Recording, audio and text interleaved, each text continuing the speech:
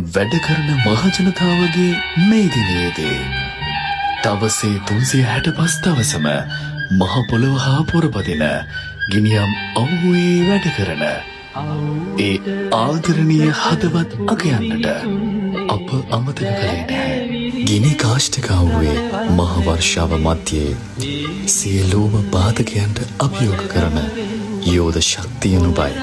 ඇගේ උපරිම අයුරින් ඔවුන් කළ සේවය අගයන්නට අප උත්සුක වුණා. ඔවුන් සම්මානනීය ලෙස අගයන්නට ජීවිතයේ ලස්සන දවසක් ඔවුන්ට දෙන්න කරන්නට අප අමතක කළේ නෑ. රටපත් පුලතින් සරුසාර කරන්නට මිලියන ගණනක් ජනතාවගේ කුසගින්න නිවන යෝධ බලකය ඔබයි.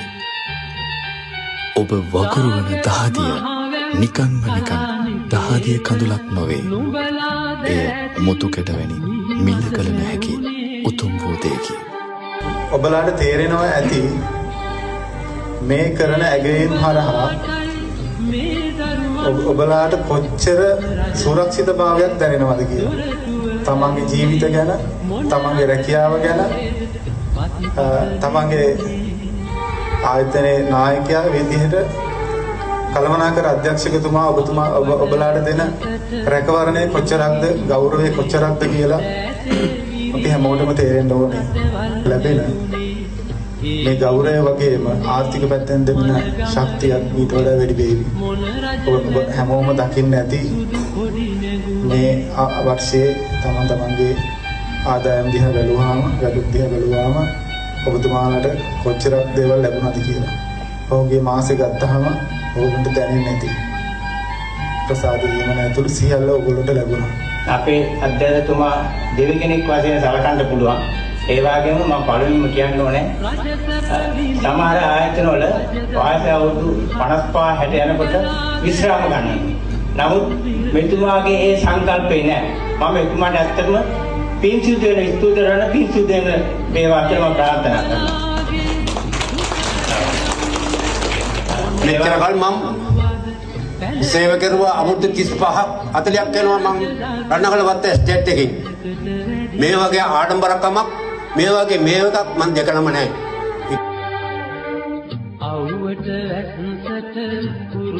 කුසගිනි දැනෙන විට වතුර උකුරක් පානය කොට නැවත උදැල්ල කැත්ත අතට ගන්න ඔබට ඇති වීර්යය පාරමිතාවක්මය.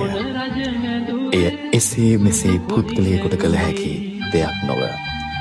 ඔබ සුවිශේෂී වන්නේ අන්න ඒ නිසයි. ඔබේ දෑතින් මහපොළොවේ අස්වැත්තෝ රසබර පලදාව මේ මුළු මහත් ලෝකෙහිම මිනිසුන්ගේ කුසගිනි නිමනවා නොඅනුමානය. දුක් විඳපු කෙනෙක් මම. ඉතින් මට දුක කියන එක අලුතෙන් කියලා දෙන්න දෙයක් නැහැ. ඒකද මම බලාපොරොත්තු වෙන්නේ මේ වතු ටික ඔක්කොම උස්සලා ඔයගොල්ලෝ ලස්සන ජීවිතයක් ගෙනත් දෙන්න.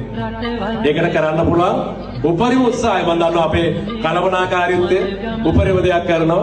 ඉතින් ඇත්තටම ඕගොල්ලෝ සතුටින් ඉන්නවා නම් මොකද ජීවිතේ කවදා හරි දවසක ඕගොල්ලෝ දෙන මේ ස්ටේට්මන්ට් එක ඕගොල්ලෝ කියන වචනේ ආශිර්වාදය තමයි අද මම මෙච්චර දුර ගමනක් කරන්නේ. මේක ඇගවීමක් නෙමෙයි, මේක පුංචි දෙයක්.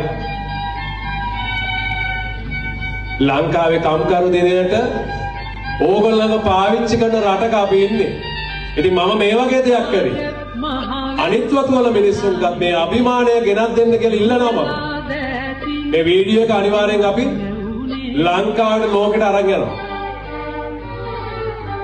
මොකද මම කරන දේ තව කවුරු හරි කළා මේ මිනිස්සු සතුටින් ඉන්නවනම් ඒක කොච්චර ලොකු දෙයක්ද? ඉතින් මේ බලන බොහෝ දෙනෙක්ට මෙම සංවේගී හදවත් පහළ වේවා යන උතුම් බලාපොරොත්තු ඇතිව මෙම පණිවිඩය මුළු මහත් ලෝකයටම මෙසේ දිගහරින්නෙමු. වීරවරුනි, අප ඔබට සදා ණය ගැතේ.